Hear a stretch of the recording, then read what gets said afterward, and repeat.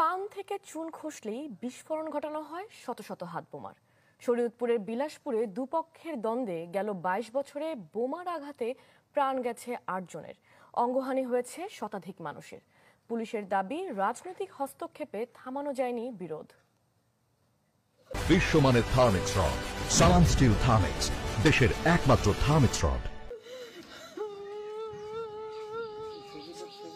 প্রতিপক্ষের ছোড়া বোমার আঘাতে প্রাণ গেছে প্রিয় সন্তানের।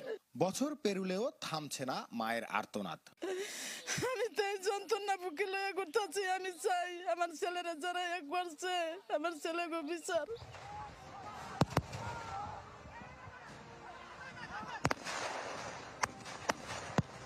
সম্প্রতি শতাধিক ককটেল ফাটিয়ে ফের আলোচনায় শরীয়তপুরের জাজিরার বিলাসপুর। 2 দশকে এ জনপদে বোমার আঘাতে প্রাণ গেছে 8 জনের, হাত কিংবা পা হারিয়েছেন শতাধিক মানুষ।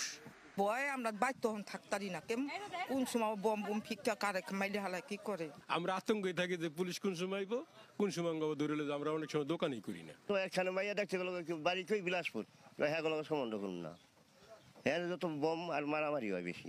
এই ইউনিয়ন পরিষদ নির্বাচন নিয়ে দুপক্ষের এই বিরোধের শুরুটা 1984 সালে। এখন এক পক্ষের নেতৃত্বে বিলাসপুর ইউপি চেয়ারম্যান ও আওয়ামী লীগ নেতা কুদ্দুস ব্যাপারী, অন্য পক্ষের নেতৃত্ব দিচ্ছেন স্বেচ্ছাসেবক লীগ নেতা জলিল মাতবর। গত 10 বছরে ছোট বড় শতাধিক সংঘর্ষে জড়িয়েছেন তাদের কর্মী সমর্থকরা। অভিযোগ আছে, ঢাকা থেকে চাঁদপুর হয়ে নৌপথে শরীয়তপুরে আসে সরঞ্জাম। এগুলো দিয়ে প্রতিপক্ষকে ঘায়েল করতে বোমা বানায় তরুণ ও যুবকরা। 100টি বোমার বিপরীতে পাওয়া যায় 40,000 টাকা। আপনার কাজ ভাঙ্গা আছে, পুট্টে আছে, পরে আপনার বাসপাতি চাউল আছে, আরো বিভিন্ন ধরনের সিসার আছে। নৌপথে ট্রলারে আনে, রাতের অন্ধকারে পুলিশ প্রশাসনের টাকা দিয়ে ম্যানেজ করে আনে।